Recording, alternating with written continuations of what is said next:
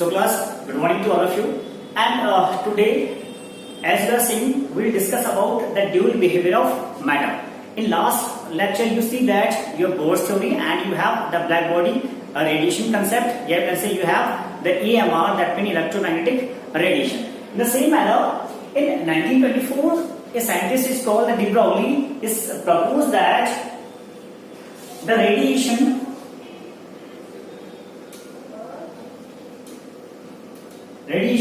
that means the matter can be adjusted in the dual behavior, that means in your particle nature,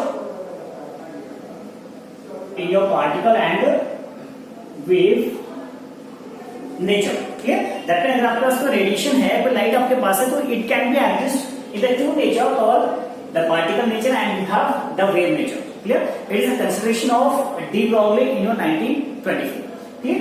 तो इनके according क्या होगा, अगर आपने कहा रेडिएशन आपके पास है वो एडजस्ट कर रहा होगा particles in the wave natures में, तो इसका मींस क्या होगा कि जो आपके इलेक्ट्रॉन्स है, या से लाइक योर फोटोन इलेक्ट्रॉन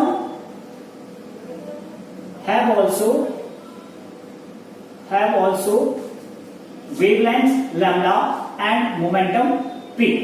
ठीक है, तो आप क्या बोल रहे हैं कि like a photon this electron can also have the wavelength lambda and momentum p. Clear? And this type of waves is called the de Broglie waves. Clear? तो आपने क्या बोला कि इलेक्ट्रॉन्स आपके पास है, ठीक है, अभी तक आपने बोला electrons either is the wave या is a particle, but now you can say that you have the electron can be adjust in your lambda, या you can say it have also the lambda and the momentum p. Clear? सो ये था आपका consideration by de Broglie. Clear? And this behaviour is called the dual behaviour of matter. ठीक है, तो इनका कहने का मीन्स था your lambda is h over mb. ठीक है, अब इसका मीन्स क्या होगा कि जो आपके इलेक्ट्रॉन्स का वेवलेंथ है वो क्या होगा आपका h over mb होगा अगर the mass of electron is m and its velocity is v. Okay? If the electron velocity is v and the mass of electron is m, so it can be related with the wavelength in this equation called lambda equal to h over mv. Okay? And this equation is called the de Broglie equation. Okay? And this all hypothesis is known the de Broglie hypothesis या the dual behavior of matter. Okay? Simple सी बात है कि जो आपका electrons होगा वो कैसे एग्जिस्ट करेगा in your particle nature and your the wave nature. Clear? And that mean your electron also have the lambda, that is the wavelength and the momentum.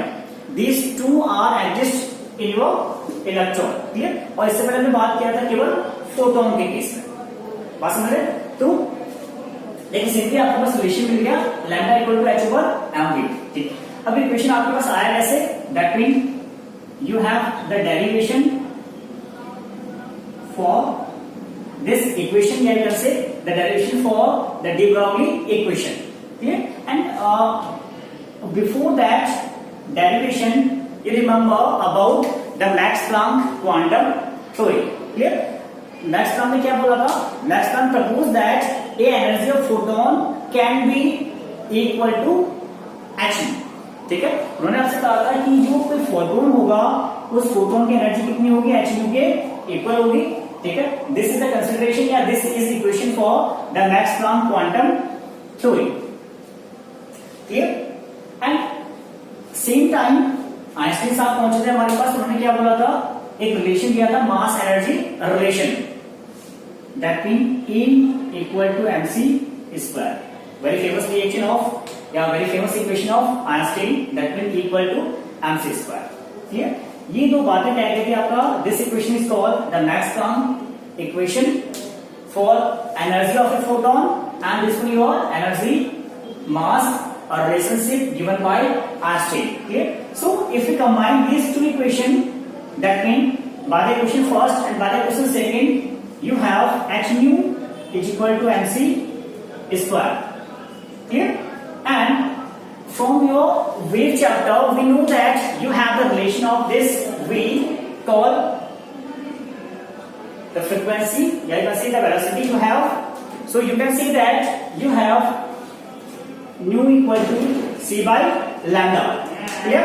That means you have the equation c by lambda, and if you put this equation in this equation, so you have h c by lambda equal to mc square. This is your equation, and you are seeing in this equation this c is and this c is cancelled by each other, so you can say that this will cancel out, and you have h by lambda equal to mc. Yeah, so you can say that your lambda is equal to h over mc. Clear? The same equation you have, the lambda equal to h over mc. ठीक है, यहां पर आगे रुकिए, फिर बात करते हैं कि ये जो आपका लैम्डा हो गया वेवलेंथ, ये क्या हो गया h, that means the plank constant, and m is the mass of electron in the same manner, and the c is a new terms for you. Yeah, the previous terms we decided the velocity of light velocity. ठीक है, जब हमने gradation पढ़ा था आपका in the topic the wave, तो वहां आपने क्या होगा, c is called the velocity of light. ठीक है, तो you can see that this c को हम रिप्लेस कर सकते हैं bye v is called the velocity of matter and c is the velocity of light. तो इंटरचेंज कर लिया, and after interchanging you have the lambda is equal to h over mv. That means lambda is equal to h over mv. This is your equation called de Broglie equation. Clear? This equation is called the de Broglie equation. ठीक है, de Broglie propose कर दिया कि जो आपका wavelength होगा, ठीक है, वो क्या होगा, h over mv के इक्वल होगा. ठीक है, फॉर एग्जांपल रिलेशन मिला आपको lambda is equal to h over mv, and we know that very well this mv is called the p, and p is what, that means the momentum. Momentum कैसा होगा, आपने क्या बोला कि कोई electron था is moving with the mass of m and the velocity v, so momentum is called mv. Clear? और radius क्या होगा आपका, इलेक्ट्रॉन का रेडियस सपोज कर रहे हैं, ठीक है, तो you have the lambda equal to h over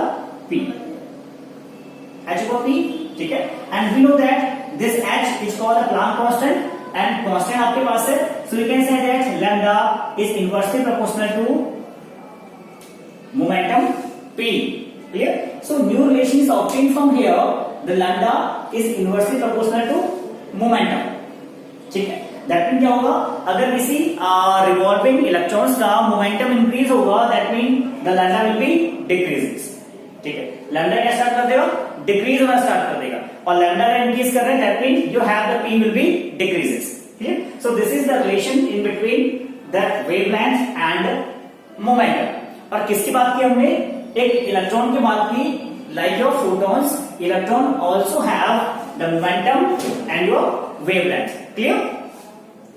So this equation is called the de Broglie equation. Yeah, directly you can say this overall phenomena is given by the de Broglie, and this equation is called the de Broglie equation or the de Broglie relation. So you are saying that the de Broglie equation, and the very important terms in the de Broglie equation is called the significance of de Broglie equation. ठीक है, अब significance देखते हैं, can say the importance of de Broglie equation, कहां पर use करेंगे, कहां पर यूज नहीं करेंगे, कहां वैलिड होगा, कहां इनवैलिड होगा. क्लियर? सो रिलेशन आपके पास था lambda equal to h over mv. This relation या can say the lambda equal to h over p. ठीक है, या आप कह सकते हैं lambda is inversely proportional to momentum p. ठीक है, तो ये तीन आपके पास रिलेशन है de Broglie इक्वेशन. ठीक है, तो सिग्निफिकेंस क्या होगा, एक बड़ी बात देखिए, lambda equal to h over mv, m यहां पर क्या होगा, मास होगा, and v is the velocity. ठीक है, मास और वेलोसिटी आपस में रेट करेगा. If you have the larger mass, ठीक है, तो वेलोसिटी क्या होगा, वेलोसिटी बहुत कम होगा. वेलोसिटी क्या होगा, बहुत कम होगा in the case of you have the large masses. ठीक है, क्यों ऐसा होगा? आपने कहा था रेशन आपके पास था इक्वल टू एमसी स्क्वायर। ठीक है, आपने पढ़ा होगा एंस्टीन का equation equal to MC square. तो इसके अंदर क्या था आपका, when the energy is equal to your, या कह सकते हैं हम कि जब मास आपके पास बहुत स्मॉल मास होगा, ठीक है, मास इज वेरी स्मॉल होगा, तो वेलोसिटी क्या होगी आपके पास, लार्ज वेलोसिटी होगा। दैट मीन उस केसेस में टोटल एनर्जी कन्वर्ट हो जाएगा इन दिस इक्वेशन। ठीक है, पूरी टोटल एनर्जी कहां कंज्यूम कर रहे हैं, इस इक्वेशन का। क्लियर? या आप डी ब्रॉगली के अंदर कहिए कि अगर आपका लैम्डा क्या होती है, आप कह सकते हैं wavelength associated with macroscopic object is very small. ठीक है, आपने कहा है अगर आपके पास मैक्रोस्कोपिक ऑब्जेक्ट है तो उसके लिए क्या होगा, lambda is very small. Why? Because macroscopic particles have very large masses. ठीक है, ड्यू टू लार्ज मास। ठीक है, मास आपके पास बहुत ज्यादा है तो वेवलेंथ क्या होगी आपके ऑब्जेक्ट की, बहुत कम हो जाएगी। So you can say that this de Broglie equation is only valid for the macroscopic particle. ठीक है, macroscopic particles क्या होते हैं, बहुत small particle आपके बहुत छोटे particles हैं, and this equation is only valid to this equation. Clear? या in the case of macroscopic particle या macroscopic object, this equation is can't valid. ठीक है, यानी कि बहुत ज्यादा यूजफुल नहीं होगा for the macroscopic particle. And this is the beautiful significance of de Broglie equation, that mean only for the macroscopic object. So after de Broglie hypothesis या de Broglie equation, you have a result of de Broglie hypothesis and the radiation is called the Heisenberg uncertainty principle. ठीक है, अभी जो uncertainty principle आपके पास है, बिहाव किस पे आपका, the dual behavior of matter and radiation का रिजल्ट आपके पास है अनसर्टेनिटी प्रिंसिपल। ठीक है, अभी आपने कहा था इन डी ब्रॉगली इक्वेशन में जो इलेक्ट्रॉन होगा उसके पास क्या होगा, वेवलेंथ भी होगा एंड मोमेंटम भी होगा। ठीक है, दोनों आपके पास है, वेवलेंथ भी होगा और मोमेंटम भी आपके पास होगा in the case of electron. ठीक है, तो अनसर्टेन प्रिंसिपल स्टेट क्या करता है, it state that it is impossible to calculate या to know the exact position of electron और exact velocity of electron in simultaneously. ठीक है, यानी कि अगर आपको एक साथ, ठीक है, कोई आपके पास इलेक्ट्रॉन है, ठीक है, रिजॉल्विंग इलेक्ट्रॉन आपके पास है, रिजॉल्विंग इलेक्ट्रॉन आपके पास है,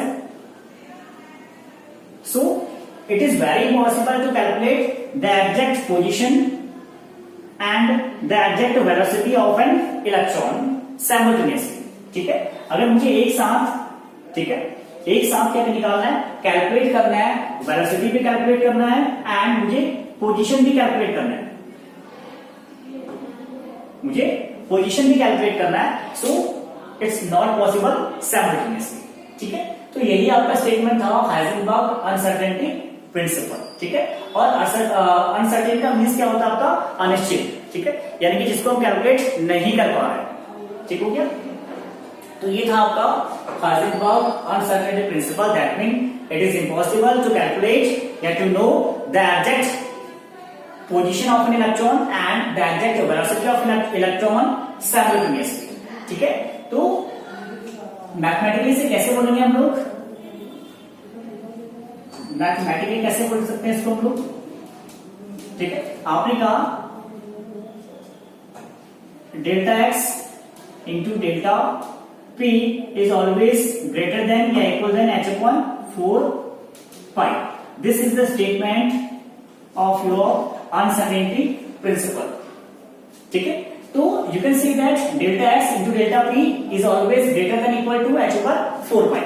Clear? That means आपके पास delta x यहाँ पे क्या है, delta x you can say the uncertainty in position, uncertainty in position, and delta p is called uncertainty in momentum. ठीक है, यानी कि आप डिफाइन कर रहे हैं delta x is for position and delta P is for momentum. ठीक है, तो इसके बाद क्या होगा, आपने कहा अगर ये चीजें आपके पास हैं, ठीक है, और प्रिंसिपल कहता है आपको कि it is impossible to calculate the exact position and exact momentum of an electron simultaneously. ठीक है, तो क्या होगा, delta equal to H over 4 pi. ठीक है, and we know that delta X delta P is called MV. अभी हमने लिखा था momentum P equal to MV, so you can see that delta V M, ठीक है, is equal to H over 4 pi. For example हम बात कर रहे हैं आपको एक कोऑर्डिनेशन के अंदर, तो आप कह सकते हैं डेल्टा वी एक्स ले सकते हैं आप. ठीक है, और एम आपका क्या है, कांस्टेंट है, mass of electron is the constant. So you can see that delta X into delta V X is greater than equal to H over 4 pi M. Here that means delta x is uncertainty in position and delta v is uncertainty in velocity is greater than equal to h over 4 pi m where m is the mass of electron. ठीक है, तो ये आपका है mathematical expression for Heisenberg uncertainty principal. ठीक है, बहुत simple rule था. ठीक है, रूल क्या था, मैं फिर से रिपीट कर रहा हूं कि आप किसी भी रिजॉल्विंग इलेक्ट्रॉन का पोजीशन एंड वेलोसिटी कैलकुलेट नहीं कर सकते हैं साइमल्टेनियसली. साइमल्टेनियसली मींस क्या होगा कि मुझे एक साथ कैलकुलेट करना है. ठीक है, मुझे एक साथ कैलकुलेट करना है दैट पोजीशन भी और मोमेंटम भी. ठीक है, और किसका, किसी रिजॉल्विंग इलेक्ट्रॉन्स का. ठीक है, एंड ये बात ऑब्वियसली हो सकता है आपके पास, क्योंकि इलेक्ट्रॉन क्या होता है, बहुत हाई रिजॉल्विंग होता है. एंड जैसे आप किसी इलेक्ट्रॉन का पोजीशन कैलकुलेट करेंगे, मोमेंटम चेंज हो जाएगा. या अगर से पोजीशन निकालेंगे, वेलोसिटी चेंज हो जाएगा. वेलोसिटी कैलकुलेट करेंगे, पोजीशन चेंज हो जाएगा.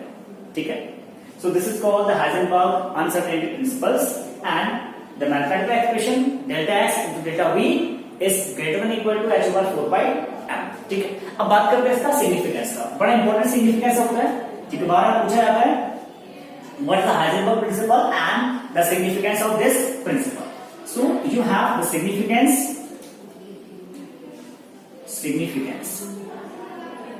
ठीक है, again according to Heisenberg the significance is same like your de Broglie equation.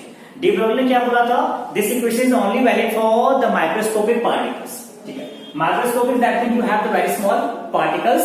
ठीक है, सेम मैनर हाइजेनबर्ग भी बोलता है कि जो आपका प्रिंसिपल्स था हाइजेनबर्ग का, वो कहां वैलिड होगा, only for the microscopic particle. ठीक है, अब ऐसा क्यों होता है, देखिए जैसे जैसे आपका ऑब्जेक्ट का साइज बढ़ता रहेगा, ठीक है, तो क्या होगा, अनसर्टेनिटी कम होती जाएगी. ठीक है, तब पे ज्यादा चांस होंगे कि आप उस बड़े ऑब्जेक्ट का, इलेक्ट्रॉन्स का या बड़े ऑब्जेक्ट से उसका मोमेंटम भी निकाल सकते हैं एक साथ और पोजिशन भी एक साथ कैलकुलेट कर सकते हैं. ठीक है, क्योंकि बहुत बड़ा जो ऑब्जेक्ट होता है that the velocity is very small या you can say the mass is very high. ठीक है, बड़ा ऑब्जेक्ट आपके पास है तो मास बहुत ज्यादा होगा, उसके अंदर मास बहुत ज्यादा है तो वेवलेंथ बहुत कम होगा. वेवलेंथ कम होगा तो आप क्या कह सकते हैं, अनसर्टेनिटी प्रिंसिपल फेल होना स्टार्ट कर देगा. ठीक है, फेल किस मैनर में होगा, क्योंकि आप अब एबल हो गए हैं to calculate the position and momentum at a same time. ठीक है, दैट मीन सिग्निफिकेंस के अंदर कह सकते हैं only for microscopic particle, microscopic object. ठीक है, माइक्रोस्कोपिक ऑब्जेक्ट में काम कर रहा है. सेकंड, अगर मैक्रोस्कोपिक की बात करेंगे तो वहां पे ये फेल हो जाएगा. Macroscopic that mean it fail in your macroscopic object. Clear? So this is the simple principles of Heisenberg and the principle of de Broglie. ठीक है, बड़ी अच्छी बात है. माइक्रोस्कोपिक की बात कर रहे हैं दो लोग. ठीक है, माइक्रोस्कोपिक में ये प्रिंसिपल फेल हो जाएगा. ठीक है,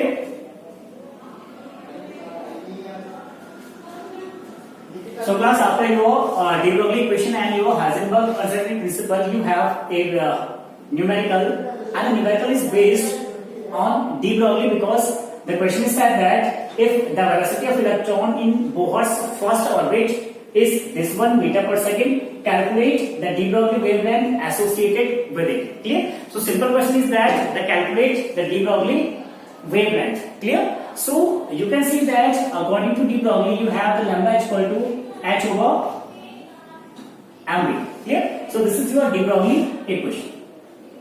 And the question is that calculate the de Broglie wavelength associated with the electron in the Bohr's first orbit. Clear? So that the lambda is equal to h.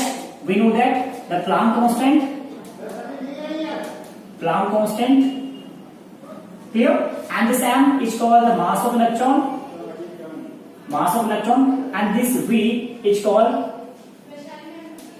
the velocity. Clear? So these three are the terms.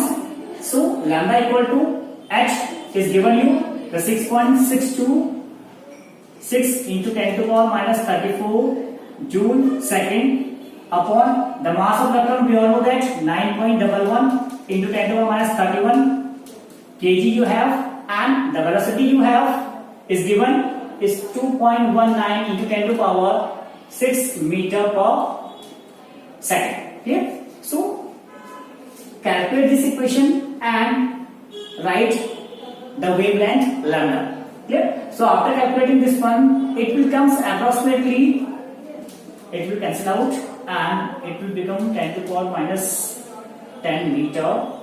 Clear? Because this second is cancelled by the second and the meter remaining 0. It will comes approximately 3.32 into 10 to the power minus 10 meter. Clear? So this is your wavelength associated with the first orbit of Bohr's. Clear? So this is the simple question based on the de Broglie equation called lambda equal to h over mv. So class, after that we know that the Bohr's model is totally failed nowadays. Clear?